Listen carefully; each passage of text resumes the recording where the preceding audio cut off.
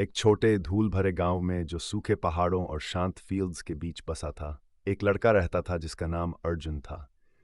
वह दो चीज़ों के लिए जाना जाता था, उसके फटे हुए कपड़े और उसके सपने जो उससे भी ऊंचे थे, जैसे ऊपर उड़ते हुए बाज। उसके पिता का निधन तब हो गया जब वह छोटा था और उसकी मां कपड़े धोती थी जीविका के लिए। वे मुश्किल से गुजारा करते थे और हर रात अर्जुन उस सिलाई मशीन की गुनगुनाहट सुनकर सोता था, जिसे उसकी मां गांव वालों के फटे कपड़े ठीक करने के लिए उधार लेकर लाती थीं। अर्जुन के पास ज्यादा कुछ नहीं था, पर उसके पास दृढ़ निश्चय था। हर सुबह स्कूल जाने से पहले वह स्थानीय डेयरी के लिए दूध पहुंचाता था। स्कूल के बाद वह गांव के बड़ी की दुकान झाड़ू लगाता और कभी-कभी कुछ सिक्के कमाता, पर उसकी असली रुचि पढ़ाई में थी। वह हर किताब को बेताबी से पढ़ता था, चाहे शिक्षक से उधार ली हो या स्कूल पुस्तकालय के धूल भरे कोनों में मिली हो। वह इंजीनियर बनने का सपना देखता था, ऐसी चीजें बनाने का जो टिकाऊ हों। साल बीत गए। अर्जुन ने अपनी कक्षा में टॉप होकर स्कूल खत्म किया। उसने एक सरकारी इंजीनियरिंग कॉलेज में आवेदन किया और सभी बाधाओं के बावजूद उसे पूर्ण छात्रवृत्ति पर स्वीकार किया गया। शहर में स्थिति कठिन थी। वह भोजन खरीदने के लिए एक प्रिंटिंग प्रेस में रात को काम करता था। कभी कभी वह खाना छोड़ देता, कई किलोमीटर चलता और बिजली कटने पर स्ट्रीट लाइट की मंद रोशनी में पढ़ाई करता। लेकिन वह कभी हार नहीं माना। स्नातक के बाद अर्जुन को एक छोटे निर्माण कंपनी में नौकरी मिली।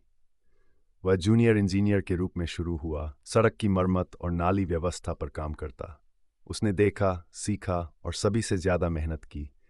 वह अक्सर देर तक रहता, ऐसे कामों को स्वयं लेता जिन्हें दूसरे टालते। धीरे धीरे उसके विचारों को देखा जाने लगा।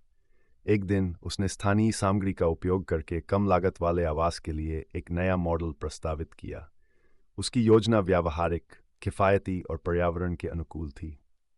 एक स्थानीय व्यवसायी ने इसकी क्षमता देखी और अर्जुन के साथ साझेदारी की। उस एक परियोजना ने 10 को जन्म दिया और वे 10 100 हो गए।